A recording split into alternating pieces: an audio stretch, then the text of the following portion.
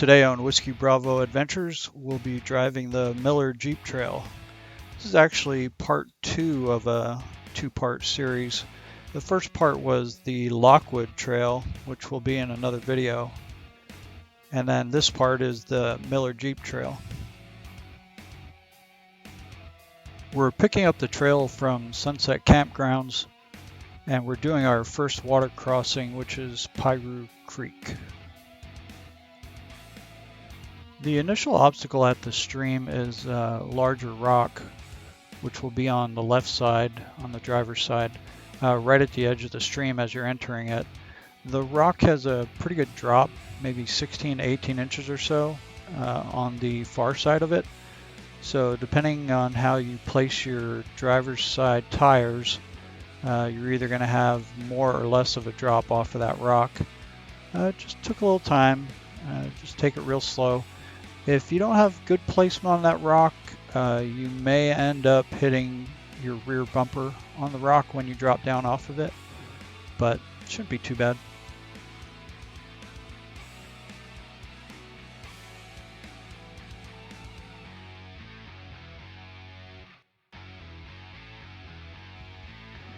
There seems to be various opinions on how difficult the trail is.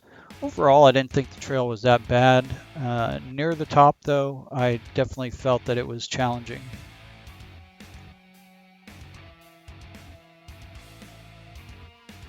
After the initial water crossing, the trail is mostly comprised of sandy dirt, sandy soil, and a lot of rock. Most of the trail, the rocks are pretty easily managed. Just got to take your time. The last portion of the trail right before you get to the top, though, that's where it got a little challenging.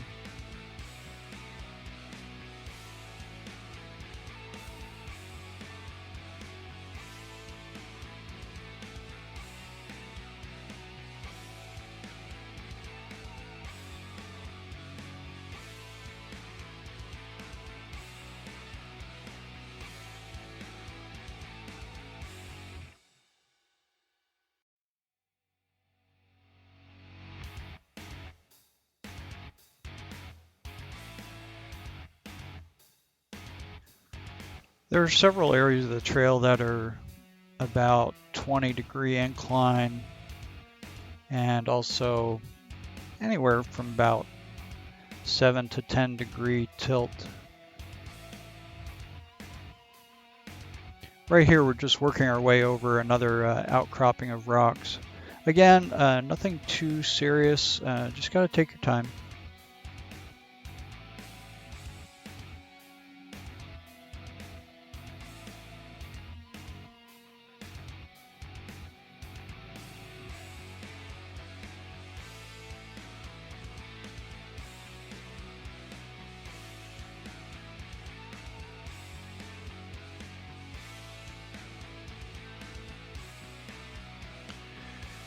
Here's some shots of one of the steeper inclines on the trail. Fortunately, there wasn't a lot of rock to deal with here. It was just mostly sand and dirt. A little bit of runoff, erosion in the center, but really nothing too serious.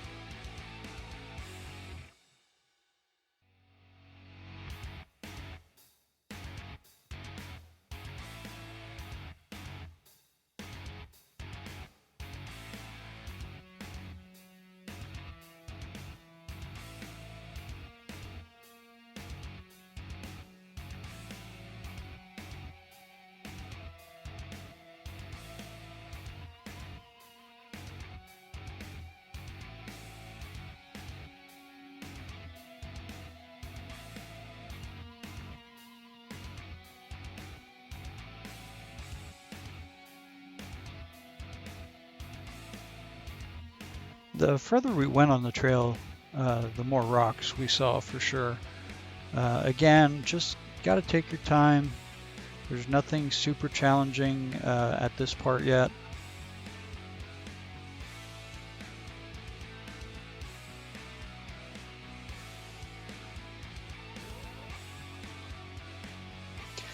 Here's what I considered one of the harder parts of the trail. There's a pretty good rock outcropping on the right that is a little bit too steep to just go up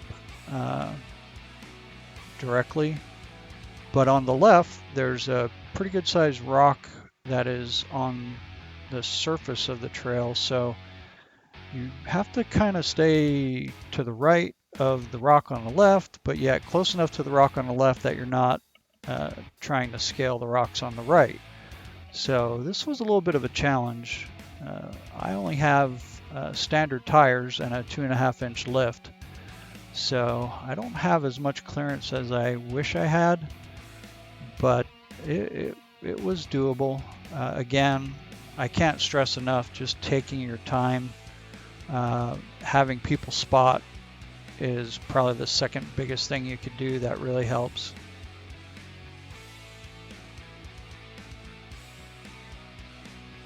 I'm walking back down it now. We just came up it, but yeah, it's a lot of loose rock. That part I thought was bad until I got to this part, and this part is a little technical. So I pretty much came over on this left side and tried to cut up through here. And as you come up a little further, here, this is pretty gnarly right here too. This is a pretty good step right here. So again, I tried to come in to the right and then go hard driver and cut up through here. When I was cutting up through here, as I got through, I definitely hit a rock slider on that rock there. But yeah, we all made it. Crazy.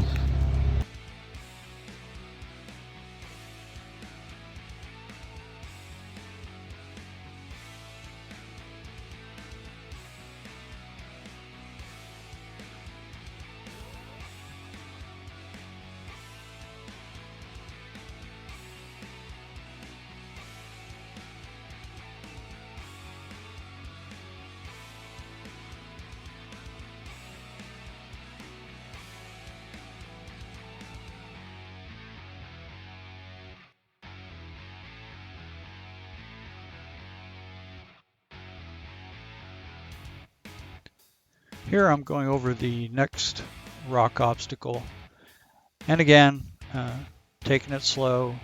I got good coaching staff up in front of me there, so it was doable.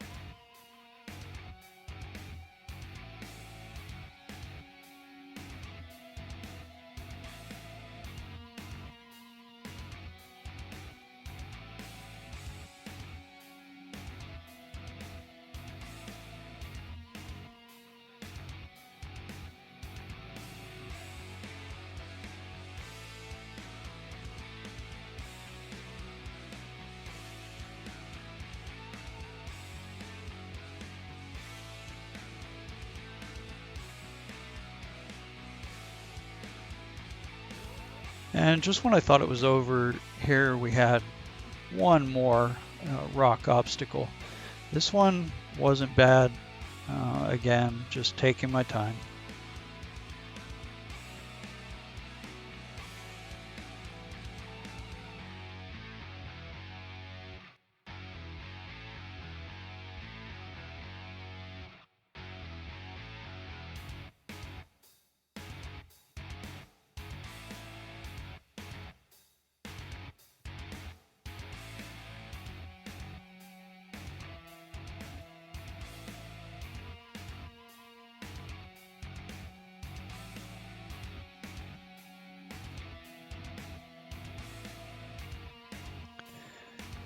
And after all that, we're finally on a pretty easy trail the rest of the way up to the top.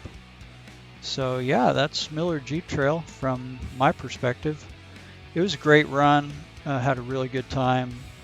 It was more challenging than what I was expecting, but again, I had a lot of trust in the people that I was with, and that made it a lot better.